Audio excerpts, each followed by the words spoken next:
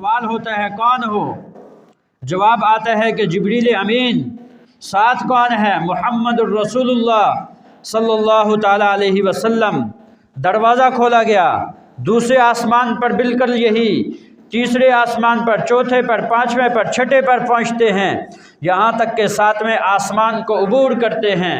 ہر آسمان پر برگزیدہ انبیاء میں سے کسی ایک نبی کے ساتھ ملاقات ہوتی ہے۔ کسی پر سیدنا عیسیٰ علیہ السلام استقبال کرتے ہیں، کسی پر سیدنا موسیٰ علیہ السلام استقبال کرتے ہیں، کسی پر سیدنا ابراہیم علیہ السلام کھڑے ہیں، کسی پر سیدنا نوح علیہ السلام کھڑے ہیں۔ برگزیدہ انبیاء آپ کے استقبال کے لیے کھڑے ہیں اور آپ کو استقبال کیا جا رہا ہے، یہاں تک کہ ساتوں آسمان ان کو طے کرنے کے بعد سدرۃ المنتہا کے پاس پہنچتے ہیں، اور اس درخت کے اوپر روایات کے اندر آتا ہے فرشتے اس طرح بیٹھے ہوئے تھے کہ جیسے سونے کے پروانے کسی درخت کے اوپر بیٹھے ہوں، اس طرح اس درخت کے اوپر فرشتے بیٹھے ہیں، محمد الرسول اللہ صلی اللہ تعالیٰ علیہ وسلم کی زیارت کر رہے ہیں، آپ کا استقبال کیا جا رہا ہے۔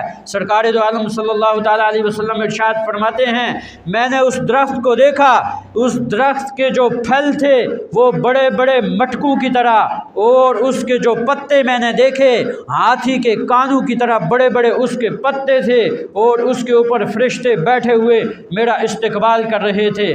پھر اس سے آگے بڑھتے ہیں، بیت المعمور کے پاس پہنچتے ہیں، جبریل امین سے پوچھتے ہیں کہ یہ بیت المعمور یہ کون سی جگہ ہے؟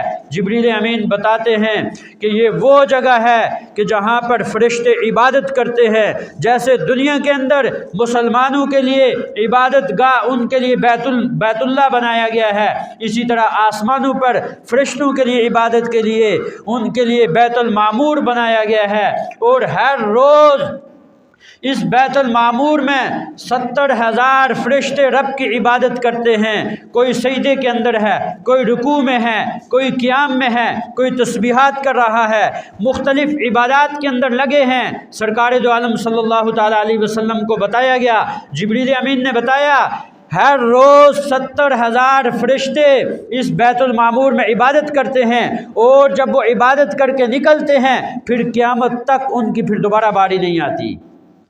ایک دن عبادت کرنے والے 70,000 فرشتے، قیامت تک پھر دوبارہ ان کی باری نہیں آتی۔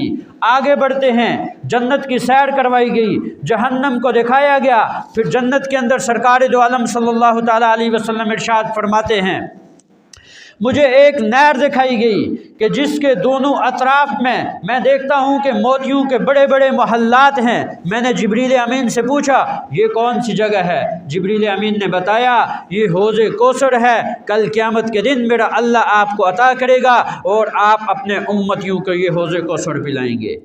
پھر سرکار